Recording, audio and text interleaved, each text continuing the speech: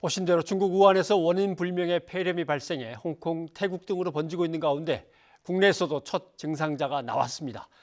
어떤 증상이 나타나고 얼마나 위험한 것인지 가천대 길병원 감염내과의 엄중식 교수와 함께 얘기를 나눠보겠습니다. 교수님 어서 오십시오. 예, 안녕하십니까. 사스, 코로나 바이러스, 각종 호흡기 바이러스를 다 한번 이렇게 조사를 해보는 것 같더니 결국 잠정 결정인 거죠. 코로나 바이러스라고 한 것도. 네, 예. 지금 발표는 이제 잠정 결정으로 났지만 네. 실제로도 코로나 바이러스의 새로운 변종이 원인 병원체였을 가능성이 매우 높게 점쳐지고 있습니다. 네. 이게 저희가 사스 때라든가 뭐 이럴 때 하도 고생을 해봐서 얼마나 위험한 겁니까? 사실 이번에 새롭게 발견된 신종 코로나 바이러스가 예. 아직까지는 정확히 완전히 새로운 코로나 바이러스인지 아니면 기존의 사스 코로나 바이러스나 메르스 코로나 바이러스의 일부 변종에 의한 것인지는 분명하지 않습니다. 예. 그렇기 때문에 이 바이러스가 얼마나 심한 폐렴을 일으키는지 또 얼마나 강한 전파력을 갖고 있는지 정보가 부족한 형편입니다. 예. 그런데 지금까지 그 중국 보건당국이 발표한 자료나 현재 유행 양상을 보면은 전파력이 강한 그리고 매우 중증의 폐렴을 일으키는 것 같지는 않습니다. 그렇기 예. 때문에 조금 그 시간을 두고 조금 더 평가를 할 그런 여유가 있는 상황인데요. 그렇지만 좀 역설적으로 이렇게 원인 병원체가 불분명하고 또 이 실제 전파력이나 또는 중증도를 얼마나 일으키는지에 대한 정보가 예. 명확하지 않을 때가 조금 더 위험할 수가 있습니다. 그래서 예. 이런 상황에서는 좀 철저히 이 방역과 그리고 이 감염 관리에 대해서 주의를 기울여야 되는 상황입니다. 신종이라는 말에 그런 또 의미가 담겨 있군요. 네. 뭐가 뭔지 잘 모르니까 더 위험할 수도 있고, 그럼 당연히 백신이나 치료약도 안 나와 있다는 뜻이 될 수도 있고, 네, 여러 가지 그렇습니다. 의미가 있군요. 예. 근데 중국 당국은 뭐 사람 간의 감염은 없다고 맨 처음에 얘기를 했다가 이렇게 되면 얘기가 좀 달라지는 건데, 약하다고는 하지만 사람에서 사람으로 분명히 옮겨가는 겁니까? 중국 당국이 이 사람 간 전파가 없다라고 발표한 시점은 예. 이 원인 병원체가 폐렴의 원인이 예. 새로운 신종 코로나 바이러스라는 것을 확인하기 이전 단계였습니다. 예. 그렇다 보니까 그 당시에 역학적 상황만 보고 발표를 한 것인데 이제 그 원인 병원체가 신종 코로나 바이러스라고 잠정적으로 결론이 내려진 상태이고 이 코로나 바이러스는 어찌되었건 간에 사람의 비말, 그러니까 기침이나 재채기를 할 때 튀어나오는 그런 비말에 의해서 전파가 가능한 바이러스입니다. 그래서 신종 코로나 바이러스도 사람 간 전파가 가능하다라고 추정을 하고 여기에 대한 재평가를 해야 된다고 봅니다. 예. 일단 아까 말씀하시기는 그렇게 증상이 아주 막 강하지는 않은 것 같다라는 정도의 추정은 해주셨는데 사실 어떻습니까? 사스나 메르스 때는 좀 대단했지 않습니까?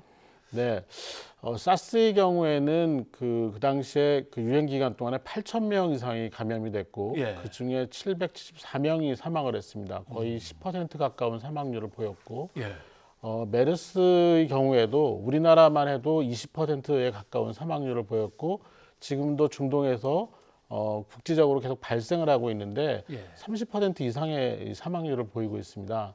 그래서 실제로 이 변종 바이러스, 신종 코로나 바이러스가 어떤 양상으로 질병을 일으키고 또 이 사망률이 얼마나 될지에 대해서 면밀한 검토와 경과의 관찰이 필요한 상황입니다. 네. 국내에서도 첫 증상자가 나왔습니다. 보니까 뭐 12월 중순에 그 문제의 우한 그 지역을 갔다 오셨다.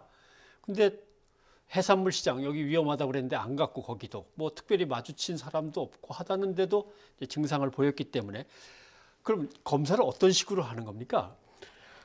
일단은 이제 확진을 위해서는 그 중국에서 발표한 것과 같은 신종 코로나 바이러스가 이 환자의 그 검체, 그러니까 호흡기 검체인데 가래나 또는 콧물 뭐 이런 여러 가지 호흡기 분비물에서 똑같이 나오는지를 확인을 해야 됩니다. 그래서 만약 같은 신종 코로나 바이러스가 나왔다고 하면 이분이 그 우한 지역을 다녀온 과정에서 어디선가 감염이 전파되었다고 확진을 할 수 있는 상황이 되겠습니다. 그런데 아직까지는 이 동일한 그런 신종 코로나 바이러스가 이 우리나라에 그 들어온 환자의 이 가건물에서는 발견이 되지 않은 상태이기 때문에 역학적으로 의심만 하는 상황이 되겠습니다. 근데 이제 이 의심 상황에서 확진이 빨리 이루어져야지만 이 우리나라에서의 그 대비 체계라든지 또 방역 체계 단계를 높일지 어떨지를 결정할 수 있겠습니다. 네. 그럼 뭐 백신이든 치료약이든 간에 개발을 하려면은 이 원인균부터 확실하게 바이러스부터 실체를 파악하고 그 다음에 나설 이제 모양인데 그럼 오래 걸립니까? 예, 이 바이러스 질환은 특히 이 폐렴을 일으키는 바이러스 질환의 경우에는 두 가지 예방과 치료법이 있겠습니다. 하나는 이 특정한 바이러스에 대한 백신을 개발을 해서 예방을 하든지 아니면 항바이러스제, 그러니까 우리가 인플루엔자 같은 경우는 흔히 타미플루라고 이 항바이러스가 개발돼서 특효약으로 쓰여지고 있는데 이런 항바이러스 개발을 해야 됩니다. 그런데 백신도 그렇고 항바이러스제도 그렇고 개발이 녹록지가 않습니다. 저희가 2015년에 메르스를 경험했지만 거의 5년이 지났는데도 아직까지 백신이 개발되지 않았고 특효약인 항바이러스제도 개발이 되지 않은 상황입니다.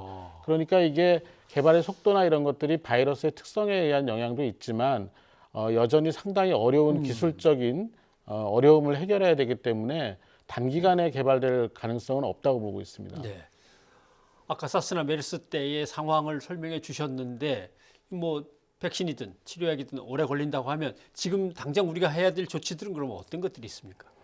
일단은 이 새로운 중국에서의 폐렴만 생각을 한다면 이 유행 지역을 여행하는 것부터가 문제가 될 것 같습니다. 그래서 꼭 필요한 상황이 아니라면 이 유행 지역인 우한 지역을 방문하는 것 자체를 뒤로 연기를 하거나 아니면 취소를 하는 게 좋겠고, 그다음 꼭 방문을 해야 한다면 현지에서 기침 예절이나 손위생 같은 것들을 잘 지키는 것이 필요한데 특히 이제 마스크 착용 같은 것들을 하는 것이 도움이 될 수 있을 거라고 보고 있고요.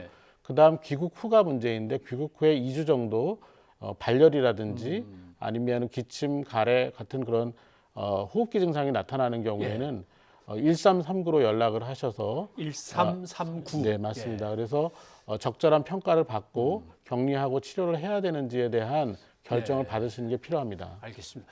태국도 소식 들어온 걸 보니까 결국 우한 지역에 갔던 사람들이 또 문제더라고요. 그러니까 이 지역은 좀 피하시고 그다음에 이렇게 해산물 시장에 가지 말라고 하는 거기서도 문제가 거기가 더 컸던 모양이죠. 네, 지금까지 알려진 중국에서 발견된 환자들이 대부분이 우한에 있는 화난 수산시장이라고 특정한 지역을 다녀온 것이 역학적 공통성입니다. 그래서 아직까지는 그 시장에서 어떤 일이 벌어졌는지 명확하지 않지만 그 지역을 굳이 방문할 일은 삼가하는 게 좋겠습니다. 혹시 야생동물들도 일단은 좀 피하는 게 좋습니까? 코로나 바이러스 자체가 고양이라든지 또는 야생의 여러 가지 설치류들 그리고 박쥐 종류에도 많이 존재하는 바이러스입니다. 그러다 보니까 이런 야생동물과 접촉을 피하는 것이 필요합니다. 네, 알겠습니다. 교수님 오늘 도움 말씀 고맙습니다. 감사합니다.